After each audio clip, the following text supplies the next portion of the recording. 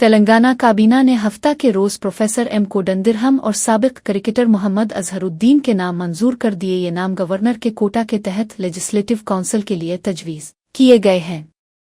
वजीर पवंगोलेती ने इस फैसले की तस्दीक की। ये अक़दाम सुप्रीम कोर्ट के हालिया फैसले के चंद दिन बाद सामने आया। सुप्रीम कोर्ट ने पहले कोडंदिरहम और आमिर अली खान की तकर्रुरियां कालअदम करार दी थीं। काबीना के इस फैसले के बाद दोनों शख्सियात दोबारा कौंसिल में शामिल होने के अहल हो गए हैं।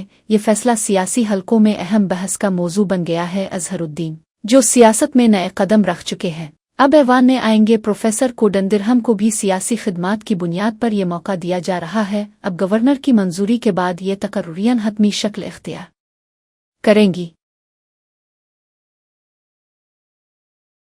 गवर्नर कोटालो నియమించే శాసన మండలి సభ్యులుగా ఒకటి ప్రొఫెసర్ కోదండరామ్ గారిని, రెండవది మహమ్మద్ అజరుద్దీన్ గారిని, రెండు పేర్లని